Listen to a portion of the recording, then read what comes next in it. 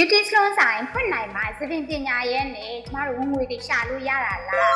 ကျမတို့ဆိုင်ဖွင့်ဖို့ကိုလည်းအရင်နေ့အများကြီးမရှိဘူး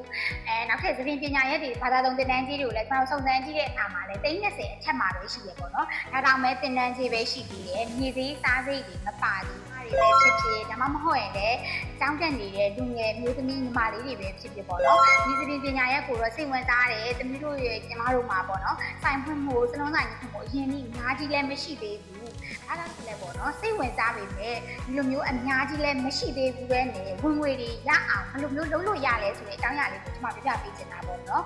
ကျမတို့ဒီသပင်ပညာရဲ့မှာဆိုရင်အဖြောင်းအကာစေးဆိုးအညက်ဆိုပြီးတော့ဘာသာရှိရပေါ့နော်အဲ့ဒီထဲပါမှာကျမတို့အဖြောင်းဘာသာရဲ့တစ်ခုကိုပဲကျွန်းကျန်းကျင်တက်မြောက်ထားမယ်ဆိုရင်ဒီလိုသပင်စံသားမျိုးကိုတော့ဘယ်လိုပုံစံမျိုးကျမတို့ဖြောင်းပေးမယ်ဆေးပြင်းဆေးပြော့တွေကိုဘယ်လိုမျိုးဆက်ပေးရမယ်သူ့စံသားနဲ့ကိုက်ညီတဲ့ဆေးတွေကိုကျမတို့အသုံးပြုတတ်မယ်ဆက်ဆွဲတဲ့အခါမှာဆိုရင်လည်းဖြောင်းတဲ့သပင်ရဲ့ဆက်ဆွဲပုံကိုကျမတို့အပူချိန်ညီမျှအောင်ဘယ်လိုပုံစံတွေဆွဲရလက်ကောင်းကောင်းရအောင်ကျမတို့ကြမ်းကြမ်းကျင်တက်မြောက်ထားမယ်ဆိုရင်ဒီပညာရက်တစ်ခုတည်းနဲ့ဒီမမကြီးလည်းဖွင့်စီရမလို့ပဲနဲ့ဒီနိုင်တစ်ပိုင်းလေးပေါ့နော်ရရှိမှာပဲဖြစ်ပါတယ်အခုဆိုရင်ဒီမှာတင်နန်းကြီး2သိန်းခွဲကိုပညာဒါနအနေနဲ့ပေါ့နော်9,900တက်ထဲနဲ့ပဲ